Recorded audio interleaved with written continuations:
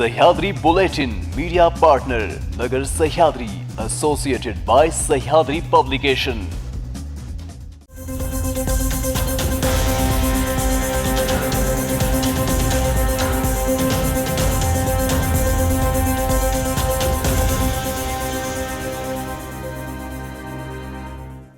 प्रेक्षको नमस्कार, मी दिशा। न्यूज 24 सह्याद्रीमध्ये तुमचं स्वागत। पाहूया देश विदेशासोबत राज्यातील महत्त्वपूर्ण बातम्यांचा आढावा सह्याद्री बुलेटिन मध्ये।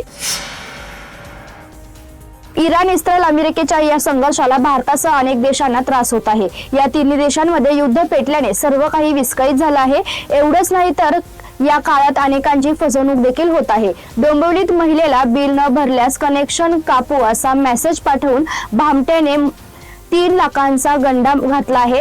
गॅस टंचाईच्या भीतीचा गैरफायदा घेत सायबर भामट्यांची नवी मोडस ऑपरेडी सुरू केली आहे। डोंबिवली रामनगर पोलीस ठाण्यात गुन्हा दाखल करण्यात आला असून पोलीस तपास सुरू आहे। राज्याचे महत्त्वपूर्ण अर्थसंकल्पीय अधिवेशन सुरू असतानाच मुंबईत बॉम्बस्फोट करण्याची धमकी देणारा ईमेल आला आहे। त्यामुळे प्रशासनाची मोठी धावपळ उडाली आहे। या धमकीमध्ये केवळ विधान भवनच नव्हे तर बॉम्ब स्टॉक एक्सचेंज, मुंबई उच्च न्यायालय, मेट्रो यांच्या नावाचाही समावेश आहे।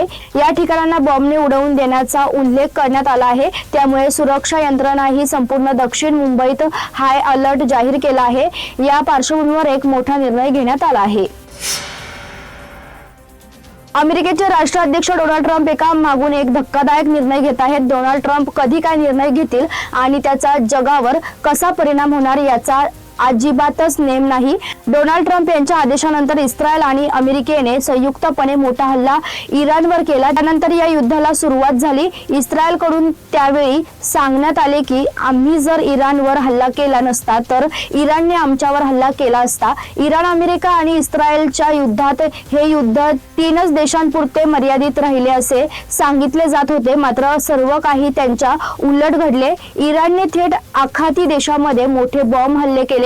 दुबई विमानतळावरही सतत हल्ले केले जात होते। या युद्धाचा स्पष्ट फटका सर्वच जगाला बसत आहे। युद्ध कोणत्याही परिस्थितीमध्ये थांबण्याची मागणी केली जात आहे। मागच्या महिन्याच्या 28 तारखेला अमेरिका, इस्रायलने एकत्र येत इराण विरुद्ध युद्ध केलं। अमेरिका, इस्रायलने हे युद्ध सुरू करण्यामागे 2 उद्दिष्टे होती।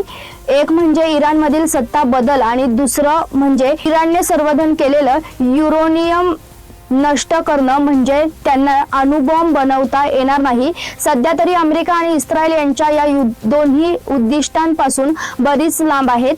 कारण अमेरिका, इस्रायलच्या हवाई हल्ल्यात इराणमध्ये प्रचंड आर्थिक नुकसान झालंय, जीवितहानी सुद्धा झाली आहे। इराणचे सर्वोच्च नेते अली खामेनी यांना इस्रायल अमेरिकेने संपवलं, पण इराणमध्ये बदल काही होत नाहीये। अमेरिका, इस्रायलला वाटलेलं की इराणवर बॉम्बफेक केल्यानंतर तिथली जनता रस्त्यावर उतरेल, पण असं काही घडलेलं नाहीये। विधिमंडळाचे अर्थसंकल्पीय अधिवेशन सुरू आहे। या अधिवेशनाला भाजपचे अनेक आमदार गैरहजर राहत आहेत। यावरूनच भाजपचे प्रदेशाध्यक्ष रवींद्र चव्हाण संतापले। रवींद्र चव्हाणांनी दांडी बहाद्दर आमदारांचे कान टोचले आहेत। भाजप प्रदेशाध्यक्ष रवींद्र चव्हाण यांनी सर्व आमदार व मंत्र्यांना सूचना दिल्या आहेत। विरोधकांना हल्ल्यात घेऊन हवेत राहू नका असे म्हणत त्यांनी अधिवेशनाला गैरहजर राहणाऱ्या आमदारांची शाळा घेतली।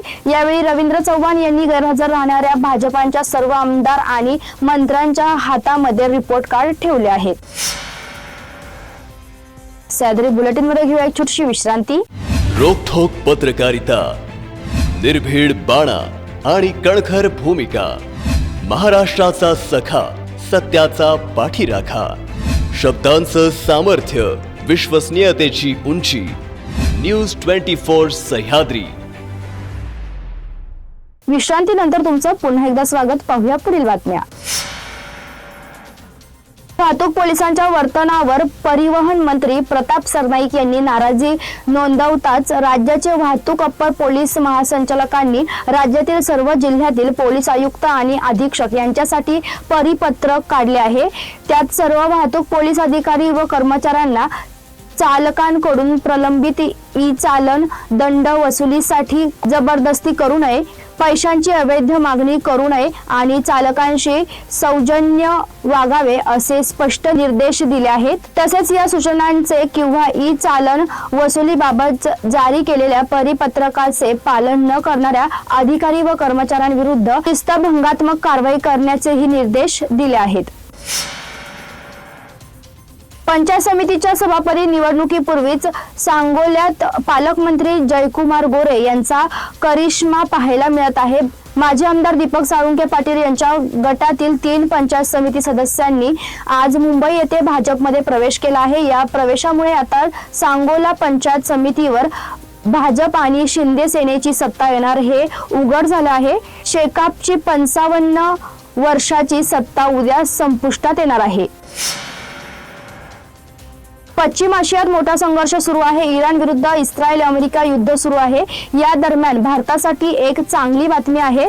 सूत्रांनी दिलेल्या माहितीनुसार परराष्ट्र मंत्री एस जयशंकर यांची इराणचे परराष्ट्र मंत्री सय्यद अब्बास अराघची यांच्याशी टेलिफोनवर चर्चा झाली। त्यानंतर इराणने भारताच्या तेल टँकर्सना टॅक्स ऑफ हॉर्म्यूज पार करण्याची परवानगी दिली आहे। भारताच्या ऊर्जा सुरक्षेच्या दृष्टीने ही अत्यंत महत्त्वाची घडामोड आहे, कारण ट्रेस्ट ऑफ हॉर्म्यूज जगातील महत्त्वाच्या सागरी मार्गांपैकी एक आहे। जागतिक तेल आणि नैसर्गिक गॅसची मोठी वाहतूक या जलमार्गावरून होत आहे। सध्या इराण, इस्रायल, अमेरिका यांच्यातील युद्धांमुळे जगभरात तणावाचे वातावरण निर्माण झाले आहे। त्यातच आता मुंबईतून एक धक्कादायक बातमी समोर आली आहे। राज्याच्या अर्थसंकल्पीय अधिवेशनादरम्यान मुंबईतील विधान भवन, मेट्रो, न्यायालय आणि बॉम्ब स्टॉक एजन्स यांसारख्या महत्त्वाच्या ठिकाणांना मिसाईलने उडवून देण्याची धमकी देण्यात आली आहे। मुंबईत एक निनावी ईमेल मिळाल्याने सुरक्षा यंत्रणांची झोप उडाली आहे। विशेष म्हणजे या ईमेलमध्ये देशातील सर्वच नेत्यांनाही लक्ष्य करण्याची धमकी देण्यात आल्याने खळबळ उडाली आहे। मुख्यमंत्री देवेंद्र फडणवीस यांनी शुक्रवार रोजी राज्याचा अर्थसंकल्प सादर केला होता। या अर्थसंकल्पात त्यांनी शेतकऱ्यांनी 2 लाखांपर्यंत कर्जमाफी घोषणा केली होती। याशिवाय ग्रामीण भागातील सर्व रस्त्यांचे सिमेंट काँक्रिटीकरण करणार असल्याचे फडणवीसांनी म्हटले होते। त्यानंतर विरोधकांनी हा अर्थसंकल्प म्हणजे केवळ घोषणा आणि आकड्यांचा खेळ असल्याचं म्हटलं होतं। त्यानंतर आज मुख्यमंत्री देवेंद्र फडणवीस यांनी अर्थसंकल्पावरील चर्चेला उत्तर दिलं आहे। सह्याद्री बुलेटिन मध्ये आपण इथेच थांबतोय, मात्र तुम्ही पाहत राहा न्यूज 24 सह्याद्री।